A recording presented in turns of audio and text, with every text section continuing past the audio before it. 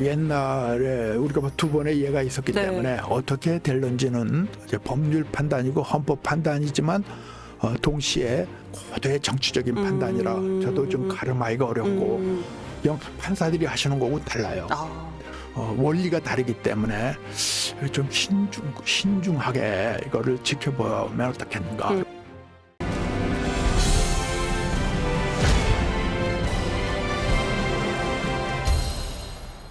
지금 근데 그 최성목 권한대행이 이제 2명 임명하고 나서 그 뭐 정진석 대통령 비서실장 포함해서 그 참모진 대통령실 참모진들이 일괄 사표를 냈다라고 지금 얘기가 나오고 있어요. 근데 이거에 대해서는 어떻게 평가하세요?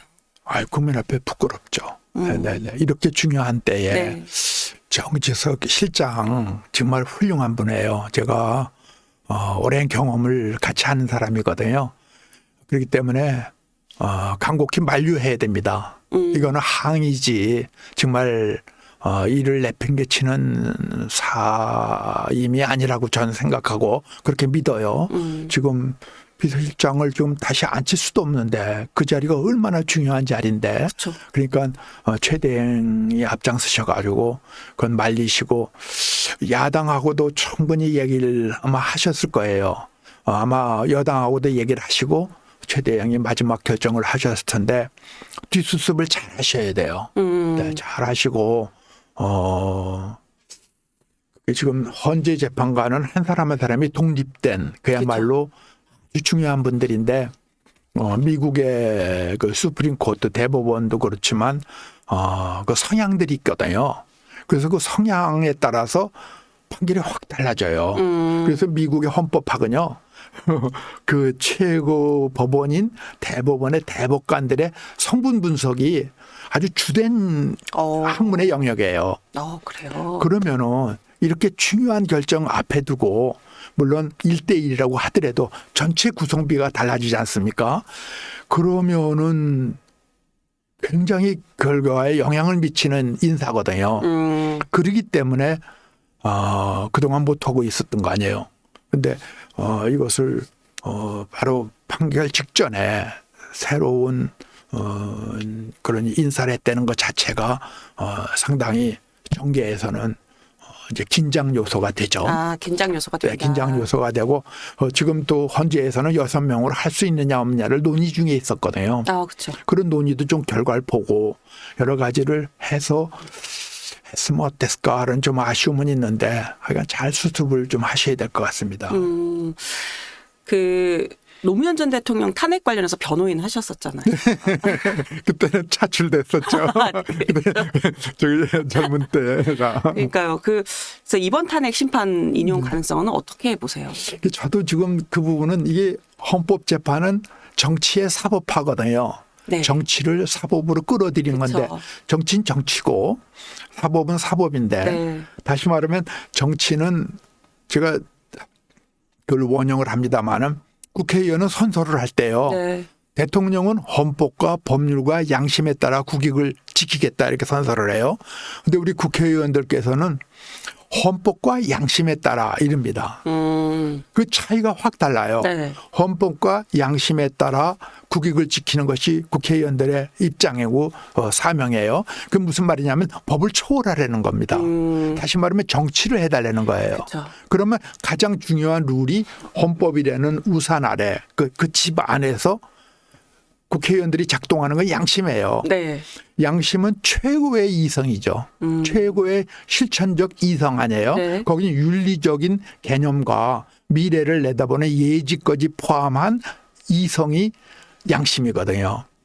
그래서 이러한 양심에 따라 하는 정치의 영역이 사법부로 끌고 들어간다는 것 자체가 이게 헌법과 양심에 따라 움직이는 것이 법률 밑으로 들어가는 게 돼요. 다만 헌법재판소는 헌법입니다. 네. 그렇기 때문에 그 울타리 내에서는 허용될 수 있다라는 이론으로 헌법재판을 허용한 거예요. 그러나 사법이기 때문에 네.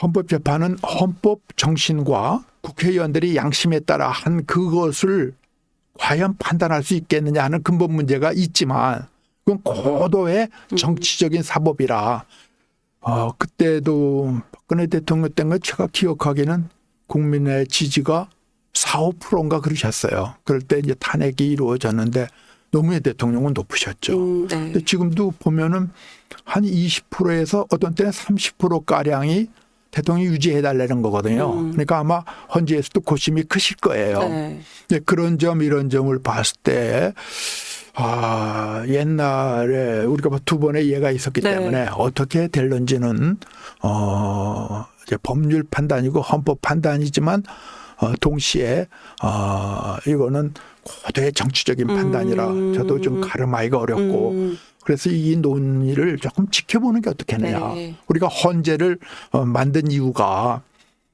그런 거거든요. 그래서 그러한 헌법적 판단, 헌법이라는 테두리 안에서 의원들이 어떻게 했느냐를 보는 법률 심사고 정치에 대한 심사이기 때문에 헌법적인 그 기준이라는 것이 굉장히 광범위하고 깊어요. 그래서 조금 지켜보고 네. 그냥 판사들이 하시는 거하고 달라요. 아. 그건 아주 원리가 다르기 때문에 좀 신중하게 이거를 지켜보면 어떻겠는가. 그리고 국가 기능은 작동이 돼야 되기 때문에 그거는 그렇게 하면서 지금 또 연초 아니에요. 국제적인 경세가 외교, 국방, 경제, 특히 네. 경제가요. 트럼프 대통령 이후에 어떻게 변할지 모르는데 지금 이런 거 할 때가 아닙니다. 그래서 기왕지사 일어난 일이니까 신중하게 그다음에 정확하게 그러한 사법적 헌법적 작동을 하는 동시에 모든 게 너무 정치에 몰입할 것이 아니라 경제, 국방, 외교가 잘 진행돼서 네. 국기에 손상이 없도록요. 또 국민 민생이 지금 굉장히 어려워요. 맞아요. 네, 아주 저희가 시장 나가 보면은요 장사가 안 돼요. 이런 거를 우리가 머리 싸매면서 또 대형 사고가 나잖아요. 아직도 안전한 나라가 아니에요. 네. 이번에 비행장도 전부 다 다시 재검토해야 되고 이건 뭐 할 일이 태산인데 그러한 국가 기능이 제대로 진행됐으면 하는 것이 아마 국민들의 바람이실 거예요. 제가 이제 법조인 출신이시라서 이제 이 질문을 드리면서도 사실 이거에 대해서 뭐 어떻게 딱 대답하기 어려우실 거라는 건 사실은 예상은 했었어요. 네, 그럼에도 불구하고 이제 그래도 가지고 계신 이제 고려를 네. 좀 들어보자 싶어서 여쭤봤었는데 이게 그러면 이제 저희가 좀 지켜봐야 된다 네. 보자라고 이제 말씀을 주셨는데 어느 정도 저희가 조금 이거를 지켜보면 될지 가령 노무현 전 대통령 같은 경우는 한 63일 만에 이제 결론이 났고 박근혜 전 대통령 같은 경우는 이제 92일 만에 났어요.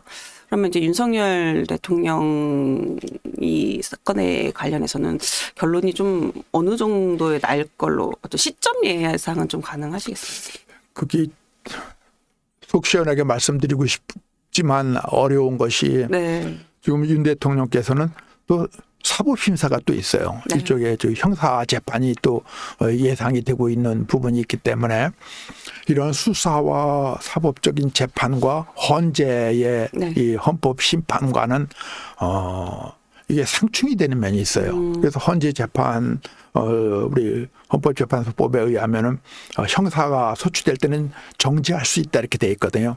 그러니까 선택의 문제가 끼어 있습니다. 형사 소추를 먼저 정리해서 결론을 낼 건지 아니면은 헌법재판을 결론을 먼저 낼 건지 둘을 동시에 하는 거는 그 법 자체가 헌법재판소법 자체가 어렵다는 걸 인정하고 또 위험하다는 걸 인정하는 거예요. 사람이 두 가지를 동시에 재판을 진행한다는 거 어렵잖아요. 그래서 그 부분에 대해서 헌재가 먼저 해야 된다 할 때는 이쪽 형사 소추 절차를 조금 중지해 놔야 돼요. 그리고 만약에 형사를 한다라고 할 때에는 헌재가 좀 중지해 놔야 돼요. 네. 그래서 그것이 아마 변호인단과 아마 재판부가 저 의논을 하실 거 아닌가 싶어서 그 부분은 조금 지켜봐야 돼요. 윤 대통령이 그 관저 인근에서 네. 탄핵 반대 시위하시는 분들한테 메시지 내셨더라고요.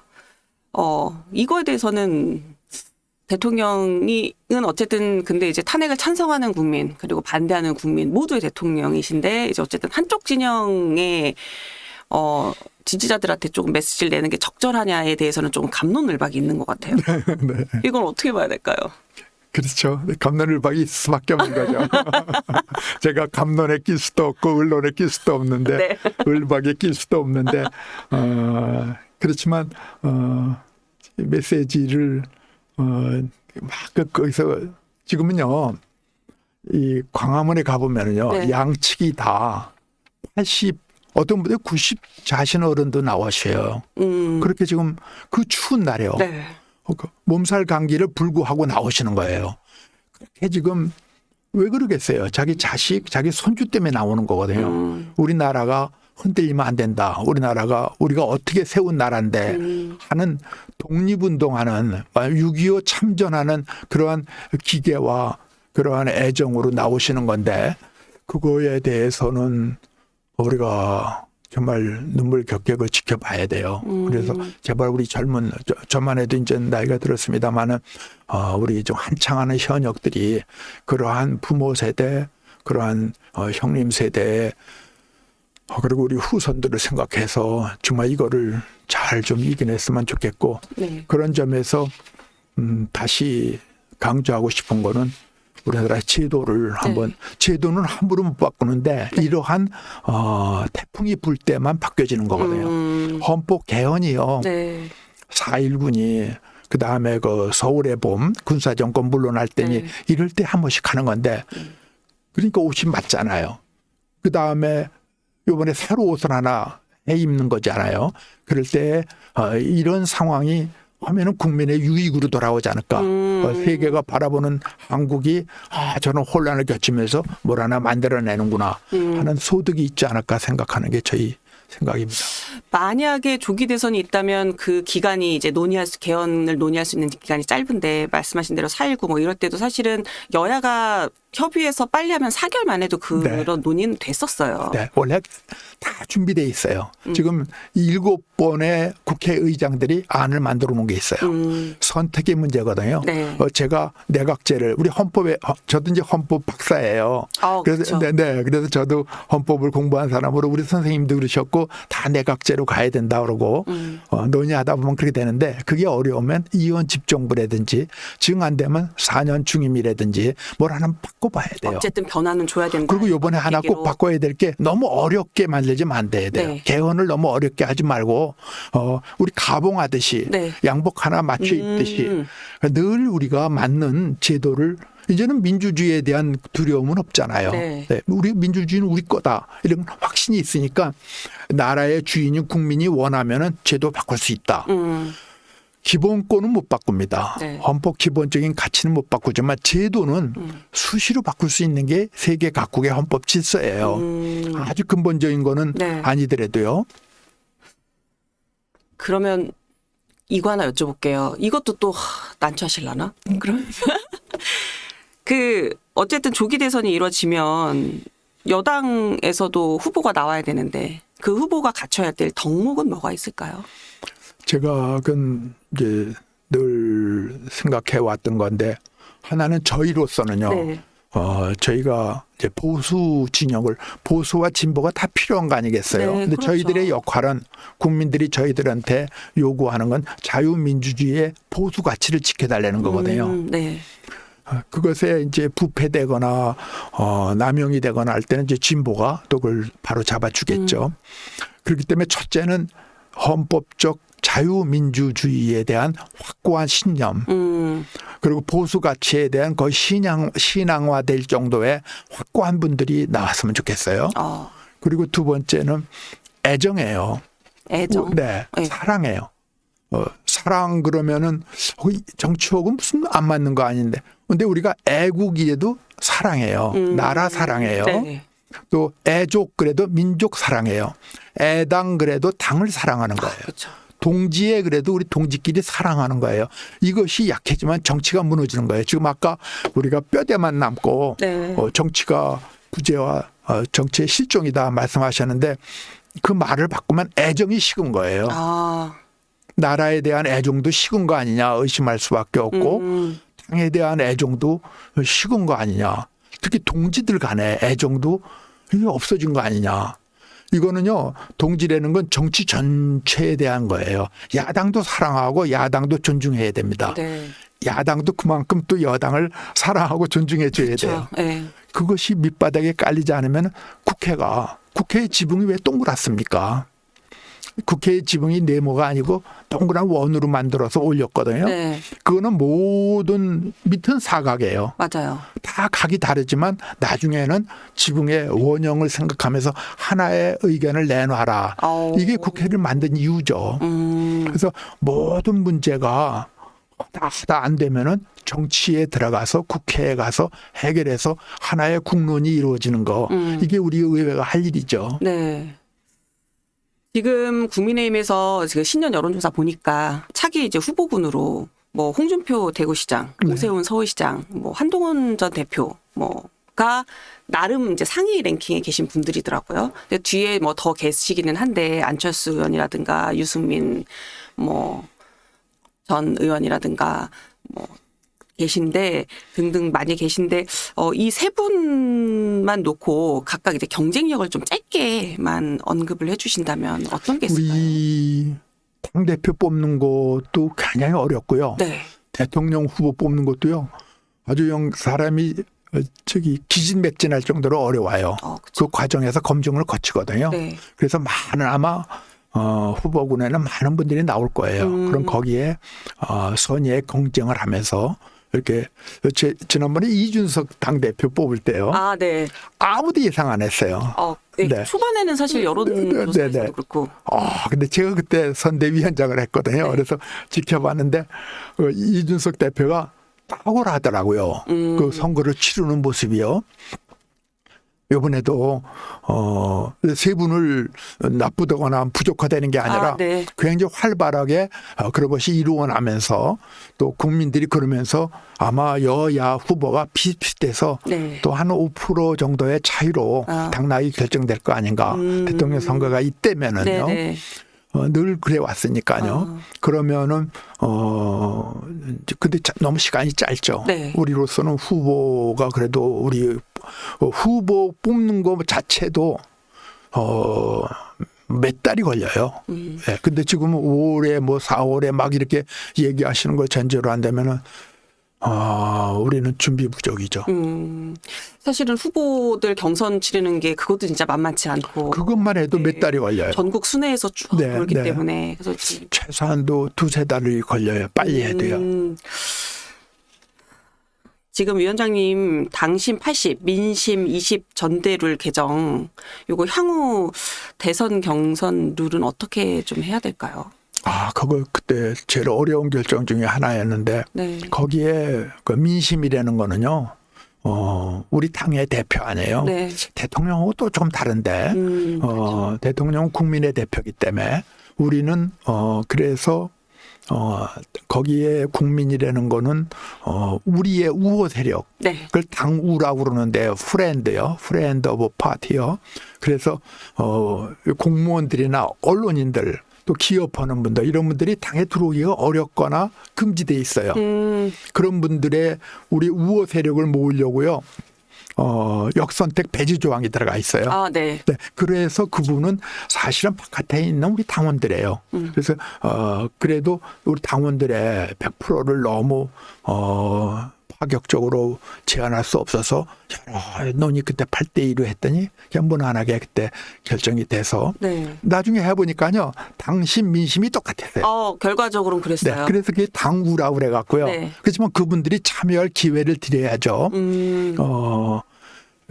그런데 대선은 아마 조금 민심이 더 늘어날 가능성도 있죠. 왜냐하면 우리는 국민의 대통령을 그쵸. 후보를 내는 거니까요. 우리 당만 좋다라는 게 아니라 그쵸. 모든 국민이 좋아하는 사람은 누굴까라는 시각이 좀 다른 거죠. 그래서 조금 조정치는 있다고 봅니다. 네. 저희 되게 긴 시간 지금 되게 어려운 이 현안 질문도 드리고 막 했는데 말씀을 잘 해주셔서 너무 감사드리고 저희 이제 마지막 공식 질문이에요. 네네. 나는 정치인이다 공식 질문으로 황우여 위원장님에게 정치란 무엇일까요? 저한테는요. 제가 이제 기독교인이거든요. 네. 그래서 성경에서 말하는 정치는 뭐였을까가 우리 부모님이 물어보셔요. 제가 국회의원 선거에 출마한다 그러면 아버지가 절 부르시더면 왜 또 출마하냐 그렇게 물어보셔요. 그래서 정답이요. 저는 하나님이 그 인정하시는 정치, 성경에 입각한 정치를 하려고 출마를 하는 겁니다. 그러면은 됐다. 이러고 이제 승낙이 나지. 다른 데 답했다가는 제가 승낙을 못 받았어요. 아, 네. 이제 그 개인적인 내면의 이야기고요. 네. 우리 법이 자연법이잖아요. 네. 그러니까 우리 인간이 만든 법 위에 하늘의 법이 있잖아요. 그래서 어느 나라나 그런 개념이 있어요. 우리 동양에서도 그래서 그 하늘 사상이 있어요. 그와 같이 우리를 인간을 초월하는 어떤 궁극 가치를 이 땅에 현실화하는 것이 정치라고 저는 봐요. 그래서 현실에 안주하는 것이 아니라 보다 나은 지금보다는 보다 나은 내일 또 보다 나은 미래를 또 우리 후손들한테 남기는 하나의 고도의 작업이다. 그렇게 보거든요. 그래서 정치한다 그럴 때는 정치인은 미래를 얘기해야 됩니다. 네. 그러니까 어떻게 보면 예언자적 기능이 있어서 적어도 세수, 내수 10년, 50년. 박정희 대통령이 100년을 내다본 일을 하셨잖아요. 또 우리 김대중 대통령 같은 분은 여야를 다 묶어서 그때 그분이 전두환, 노태우도 다 사면하고 또 박정희 대통령도 기리고 이러면서 여야를 묶어서 IMF를 극복하셨잖아요. 네. 이런 우리 좋은 대통령들이 계셨으니까 그런 거에 연이어서 저 같으면 이제 자유민주주의를 꼽히고 아시아의 유일한 자유민주주의 국가라고 저는 우리나라를 믿거든요. 네. 그 대륙과 다르고 일본과도 성격이 다른 그쵸. 순수한 자유민주주의 국가이기 때문에 이러한 가치를 우리가 잘 공고히 하고 가급적 아시아나 전 세계에 이것을 같이 공유할 수 있는 그런 정치가 됐으면 좋겠습니다. 네, 말씀 잘 들었습니다.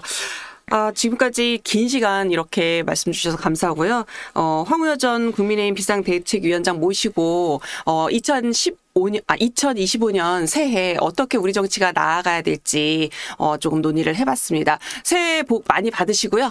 네, 다음에 또 저희가 좋은 기회 있으면 모시도록 하겠습니다. 네. 감사합니다. 네, 감사합니다.